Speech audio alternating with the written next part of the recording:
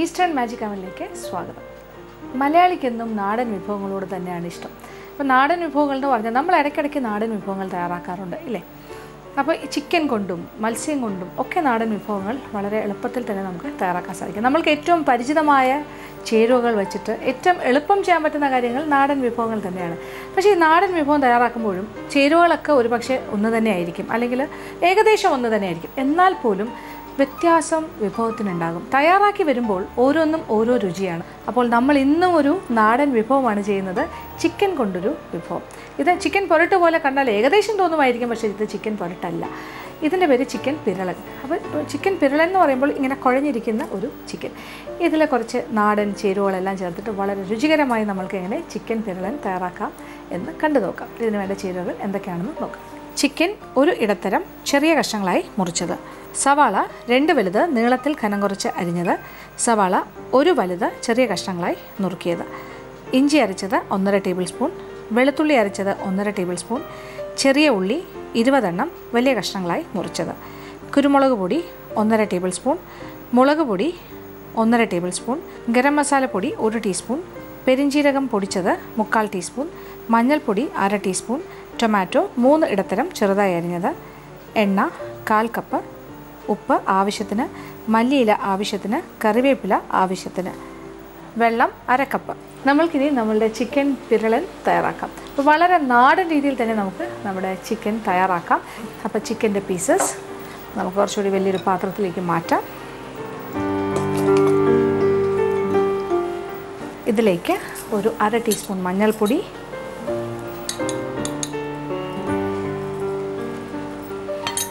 പിന്നെ വേണ്ടത് വെളുത്തുള്ളി അരച്ചത് 1.5 ടേബിൾ സ്പൂൺ, 1.5 വലിയ സ്പൂൺ വെളുത്തുള്ളി അരച്ചത്, അതുപോലെ ഇഞ്ചി അരച്ചത് വലിയ സ്പൂൺ 1.5 ടേബിൾ സ്പൂൺ. ടീസ്പൂൺ അല്ല, ഇത് ടേബിൾ സ്പൂണാണ്.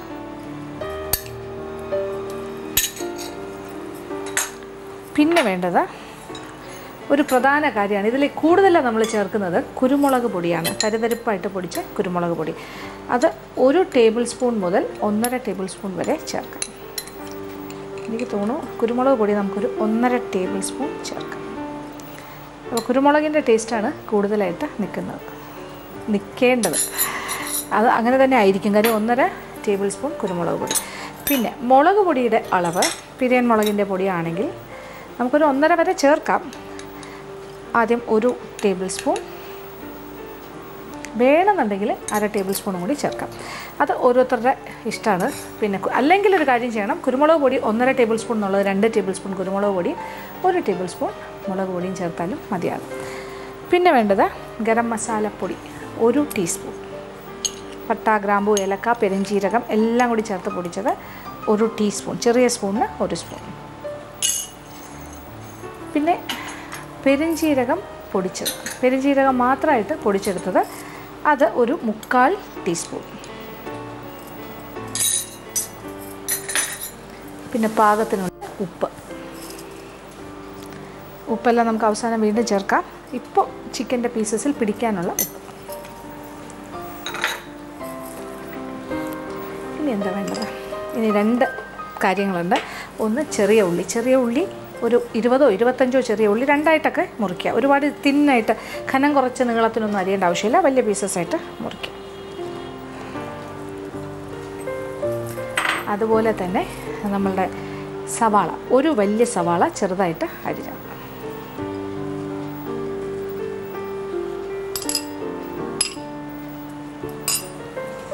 ഇത്രയും കാര്യങ്ങൾ ചേർത്ത് നന്നായിട്ടൊന്ന് തിരുമ്മി ചിക്കനിൽ പിടിപ്പിക്കണം.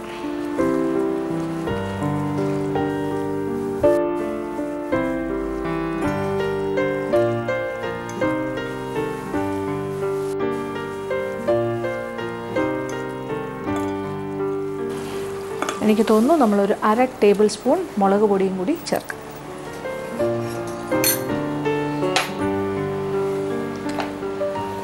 അപ്പോൾ 1 ടേബിൾ സ്പൂൺ മുളക് പൊടി ചേർത്ത് കഴിഞ്ഞു. ഇതൊക്കെ എരിവനുസരിച്ചിട്ടാണ്, ഇച്ചിരി സ്പൈസി ആയിട്ടാണ് ഞാനിപ്പോൾ ചെയ്യുന്നത്. ഇത്ര എരിവ് വേണ്ടാന്നുണ്ടെങ്കിൽ കുറച്ചുകൂടി കുറയ്ക്കാം. 1 ടേബിൾ സ്പൂൺ മുളക് പൊടിയും 1.5 ടേബിൾ സ്പൂൺ കുരുമുളക് പൊടിയും ചേർത്താൽ മതി. അല്ലെങ്കിൽ വേറൊരു ഓപ്ഷൻ 2 ടേബിൾ സ്പൂൺ കുരുമുളക് പൊടിയും 1 ടേബിൾ സ്പൂൺ മുളക് പൊടി, എങ്ങനെ വേണമെങ്കിലും. അപ്പോൾ കാര്യങ്ങളെല്ലാം ചേർത്ത് കഴിഞ്ഞു. അപ്പോൾ ഇതൊരു അരമണിക്കൂർ സമയം ഒരു സൈഡിലേക്ക് മാറ്റി വയ്ക്കും. ആ സമയം കൊണ്ട് നമുക്ക് വേറൊരു ജോലി ചെയ്യാനുണ്ട്, ആ കാര്യം ചെയ്യാം. അപ്പോൾ നമ്മളുടെ ചിക്കൻ ഇങ്ങനെ മസാലയിൽ പൊതിഞ്ഞ ഒരു സൈഡിൽ ഇരിക്കുവാണ്. അപ്പോൾ രണ്ട് കാര്യങ്ങൾ നമ്മൾക്കിപ്പോൾ അടുപ്പിൽ വെച്ചിട്ട് രണ്ട് കാര്യങ്ങൾ ഒരേ സമയം ചെയ്യാൻ സാധിക്കും.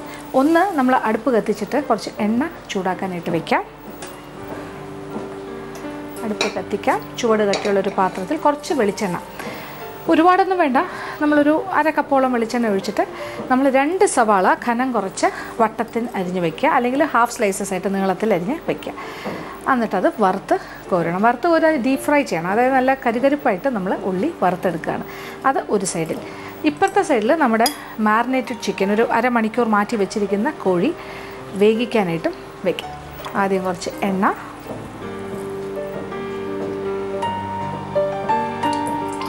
ഒരു അര കപ്പോളം വെളിച്ചെണ്ണ.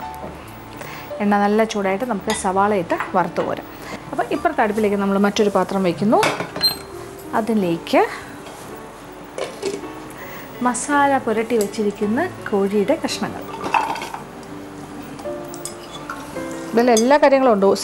ഒരു സവാളയുണ്ട്, ഒരു 10-25 ചെറിയ ഉള്ളിയുണ്ട്, മഞ്ഞൾപ്പൊടിയുണ്ട്, പിന്നെ കുരുമുളക് പൊടി ധാരാളം, പിന്നെ ഗരം മസാലപ്പൊടി, പെരിഞ്ചീരകം പൊടിച്ചതൊക്കെ ചേർത്തിട്ടുണ്ട്. ഇത് ഇപ്പോൾ കുറച്ച് വെള്ളം, ഇത് നമ്മൾ അര കപ്പ് വെള്ളം ചേർത്ത് പാത്രം അടച്ച് വേവിക്കാം. ഏകദേശം വെന്ത് വെള്ളം വറ്റാറാകുമ്പോൾ അടപ്പ് തുറന്നു വയ്ക്കാം. പിന്നെ ഇച്ചിരി വെള്ളം ബാക്കിയുണ്ടെങ്കിൽ തുറന്നു വെച്ചിട്ട് വേവിക്കുക. അപ്പോൾ വെള്ളമൊക്കെ വറ്റി നല്ല കുഴമ്പ് പാകത്തിന് ആകും. നമ്മുടെ എണ്ണ നല്ല ചൂടായി കഴിഞ്ഞു. വറുക്കാനുള്ള സവാള,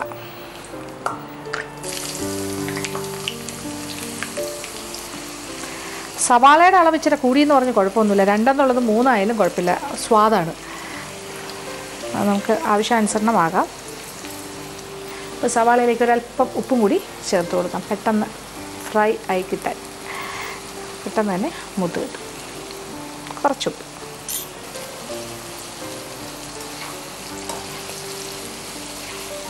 പാകത്തിന് മൂക്കട്ടെ. നമ്മളുടെ ചിക്കൻ്റെ പീസസും പാകത്തിന് വെന്ത് അതിൻ്റെ ചാറെല്ലാം കുറുകിയ പാകത്തിന് നല്ല പൊതിഞ്ഞിരിക്കുന്ന പാകത്തിനാകണം.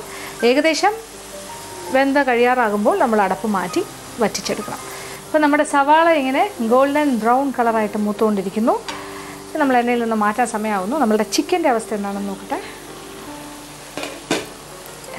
ഇപ്പോൾ ചിക്കനും ഏകദേശം വെന്തിട്ടുണ്ട്.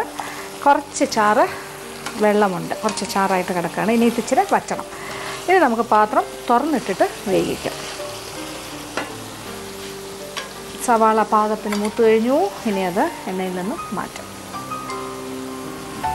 കാര്യം ഇത് ഇരുന്നൊരു മൂക്കലുണ്ട്, അപ്പോൾ അത് കണക്കാക്കിയിട്ട്, അല്ലെങ്കിൽ കരിഞ്ഞു പോകും. അപ്പോൾ സവാള എല്ലാം നമ്മൾ എണ്ണയിൽ നിന്ന് മാറ്റിക്കഴിഞ്ഞു.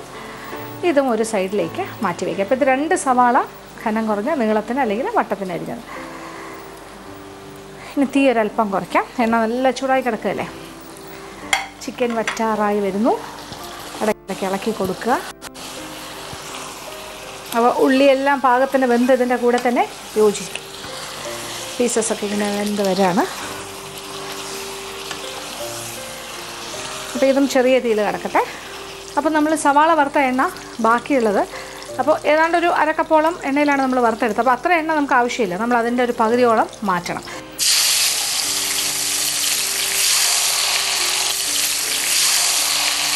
ടൊമാറ്റോയുടെ പീസസ് ഈ എണ്ണയിലിട്ട് നന്നായിട്ടൊന്ന് വഴറ്റണം.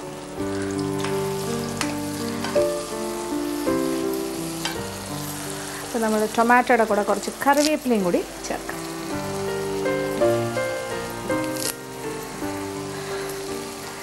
കറിവേപ്പിലയൊക്കെ എത്രത്തോളം ചേർക്കുന്നോ അത്രത്തോളം സ്വാദ് തന്നെയാണ്. എണ്ണയും കൂടുതൽ ചേർത്താൽ സ്വാദാണ്, പക്ഷേ നമ്മുടെ ആരോഗ്യത്തിന് അത്ര നല്ലതാണ്. അതുകൊണ്ട് തന്നെ നമ്മൾ എണ്ണയുടെ അളവ് കുറയ്ക്കണം. അപ്പോൾ ടൊമാറ്റോ ഒന്ന് വെന്ത പാകത്തിന് ഒന്ന് കുഴഞ്ഞ് വരുന്നൊരു പാകമാകട്ടെ.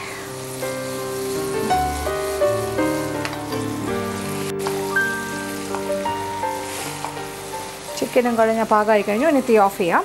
ചിക്കൻ്റെ തീ ഓഫ് ചെയ്യാം. ആവശ്യത്തിന് വറ്റി കഴിഞ്ഞു. ഒരു ചെറിയ കുഴമ്പ് മാതിരിയാണ് ഇപ്പോൾ ഇരിക്കുന്നത്. ഇനി ഇതിലും വറ്റേണ്ട ആവശ്യമില്ല. ഇപ്പോൾ ടൊമാറ്റോ പാകത്തിന് വെന്ത് കുഴഞ്ഞിട്ടുണ്ട്. എണ്ണയെല്ലാം തെളിഞ്ഞ് വരുന്നൊരു പാകമായി കഴിഞ്ഞു. ഇനിയാണ് നമ്മൾ എന്താ ചെയ്യാൻ പോണേ, നമ്മൾ വേവിച്ച് വെച്ചിരിക്കുന്ന ചിക്കൻ അതിൻ്റെ മസാലയോടുകൂടി ഇതിലേക്ക് ചേർക്കാം.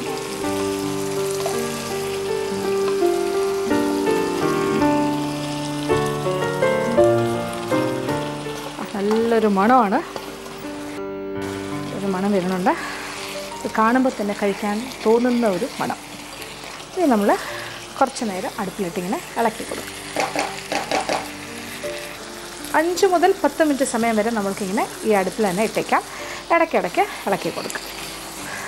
നമ്മുടെ ചിക്കൻ പിരളൻ ഇവിടെ റെഡിയായി കഴിഞ്ഞു. ഇനി നമുക്ക് അവസാനത്തെ കാര്യം തീ ഓഫ് ചെയ്തിട്ട് ചെയ്താലും മതിയാവും. നമ്മൾ വറുത്ത് വെച്ചിരിക്കുന്ന 2 സവാള കരികരിപ്പായിട്ട് വറുത്ത് വെച്ചത്, അതും കൂടി ഏറ്റവും മുകളിലായിട്ട് ഇട്ടിട്ട് നന്നായിട്ടൊന്ന് ഇളക്കി കൊടുക്കാം. തീ ഓഫ് ചെയ്യാം. ഇനി തീയുടെ ആവശ്യമൊന്നുമില്ല. ഇനി നമ്മളിത് വിളമ്പുന്ന പാത്രത്തിലേക്ക് മാറ്റിയാൽ മാത്രം മതി. അതിന് മുന്നേ വേണമെന്നുണ്ടെങ്കിൽ ഇതിലേക്ക് ഒരല്പം മല്ലിയില അരിഞ്ഞതും കൂടി ചേർക്കാം. കുറച്ച് മല്ലിയില അരിഞ്ഞത്, അപ്പോൾ ഒരു കോൺട്രാസ്റ്റ് ആയിക്കോട്ടെ, കുറച്ചൊരു ഗ്രീൻ, ഒരു പച്ച കളറും കൂടി വരും.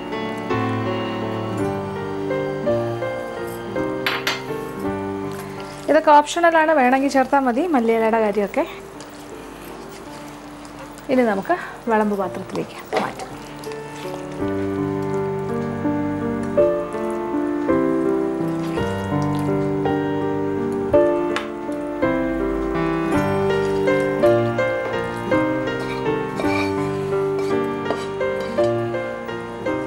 അങ്ങനെ നല്ല മണവും രുചിയും ഒക്കെയുള്ള നമ്മളുടെ ചിക്കൻ പിരളൻ ഇവിടെ റെഡിയായി കഴിഞ്ഞു.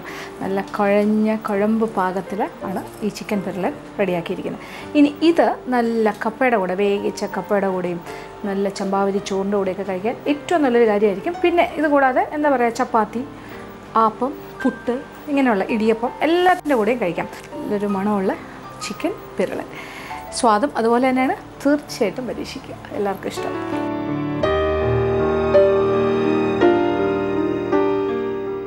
ഇനി അടുത്തതായി മാജിക് അവൻ്റെ second recipe of the week. ഈ ആഴ്ചത്തെ സെക്കൻഡ് റെസിപ്പി ഒരു നാടൻ വിഭവം തന്നെയാണ്. ഇത് നമ്മൾ ചക്കക്കുരു കൊണ്ടാണ് തയ്യാറാക്കുന്നത്. അപ്പോൾ ചക്കയുടെ സീസൺ എല്ലാം ഇങ്ങനെ ഈ കുറച്ച് ദിവസങ്ങളായിട്ട് ചക്ക സീസണാണ്. അപ്പോൾ ചക്ക ധാരാളമായിട്ട് പഴുത്ത ചക്കയും പച്ച ചക്കയൊക്കെ നമ്മൾക്കുണ്ട്. അതുകൊണ്ട് തന്നെ നമ്മൾക്ക് ചക്കക്കുരുവും ധാരാളം വീട്ടിലുണ്ടാവും. ഈ ചക്കക്കുരു കൊണ്ട് നമുക്ക് നല്ലൊരു തോരൻ തയ്യാറാക്കിയാലോ, ചക്കക്കുരു മുട്ടത്തോരൻ. ഇത് എങ്ങനെയാണ് തയ്യാറാക്കുന്നത് നോക്കാം. ഇതിന് വേണ്ട ചേരുവകൾ എന്തൊക്കെയാണെന്ന് നോക്കാം. ചക്കക്കുരു 50 എണ്ണം തൊലി കളഞ്ഞ് വൃത്തിയാക്കിയെടുത്തത്, മുട്ട 3 എണ്ണം, എണ്ണ 1.5 ടേബിൾ സ്പൂൺ, കടുക് 1 ടീസ്പൂൺ, വറ്റൽമുളക് 4-5, കറിവേപ്പില 2 തണ്ട്.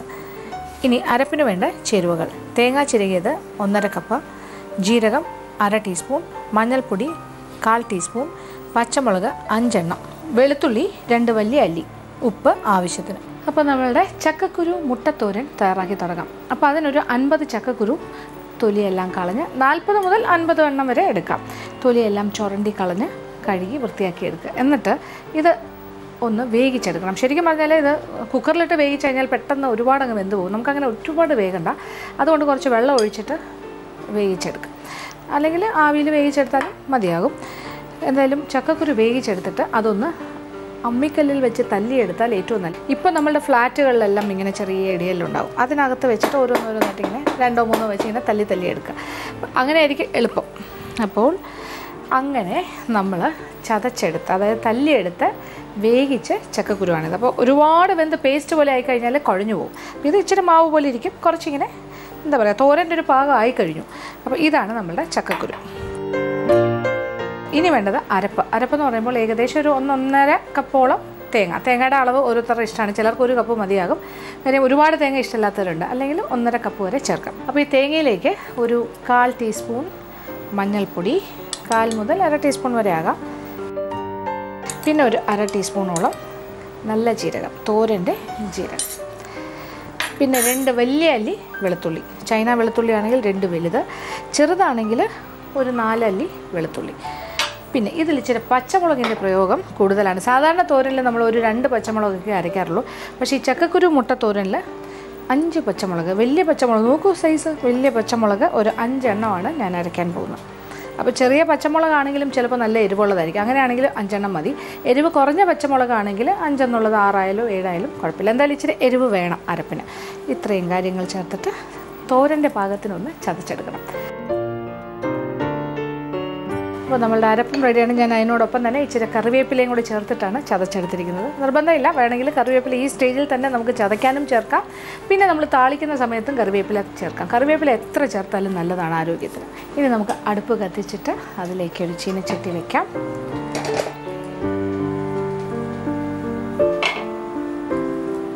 ഒരു 1-1.5 ടേബിൾ സ്പൂൺ വെളിച്ചെണ്ണ.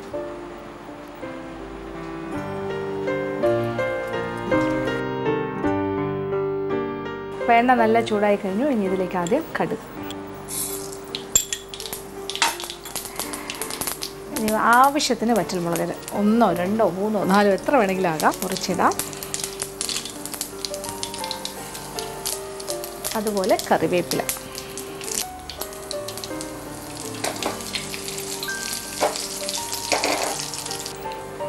അരപ്പിൻ്റെ പച്ചച്ചുവ മാറും.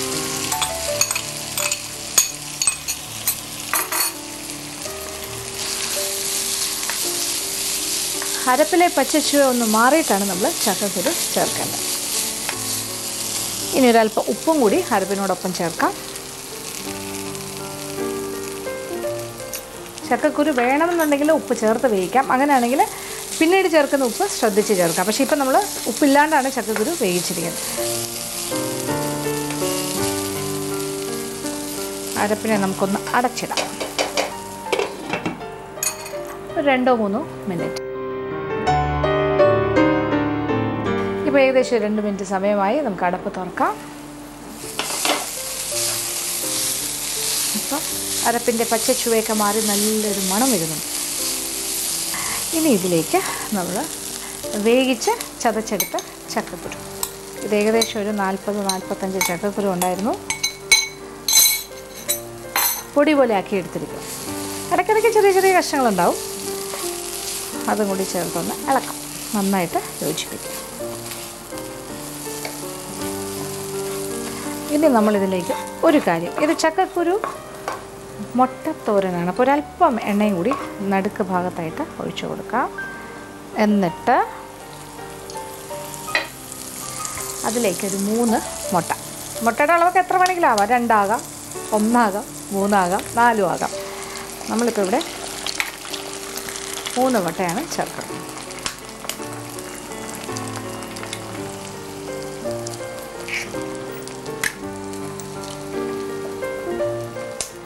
അങ്ങനെ 3 മുട്ടയും പൊട്ടിച്ച് ചേർത്ത് കഴിഞ്ഞു. ഇനി മുട്ടയ്ക്കൊരല്പം ഉപ്പ് വേണ്ടേ? അപ്പോൾ അതിനാവശ്യമുള്ള ഉപ്പ് മുട്ടയിൽ തന്നെ ചേർക്കാം. അത്രയും ഉപ്പ് മതി.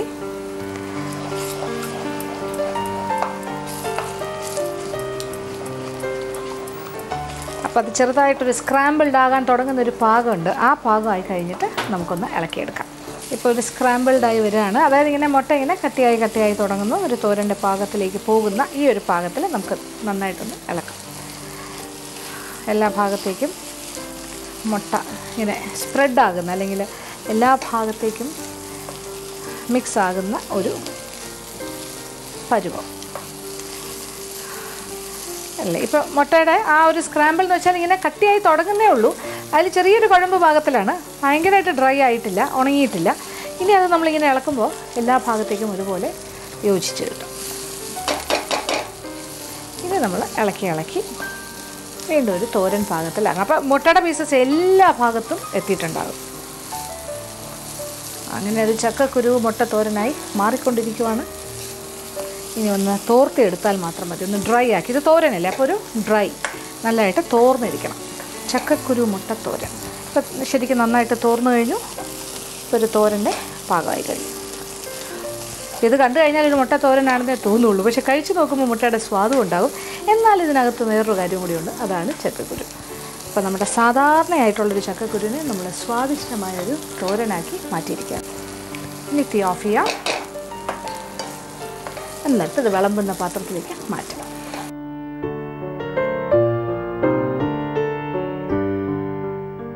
അങ്ങനെ നമ്മുടെ ചക്കക്കുരു മുട്ടത്തോരൻ എളുപ്പത്തിൽ തന്നെ റെഡിയായി കഴിഞ്ഞു.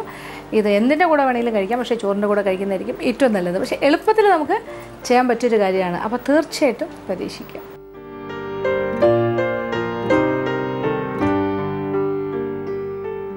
ഇന്നത്തെ എപ്പിസോഡ് ഇവിടെ അവസാനിക്കുകയാണ്. വീണ്ടും പുതിയ വിഭവങ്ങളുമായി മാജിക് അവനിലൂടെ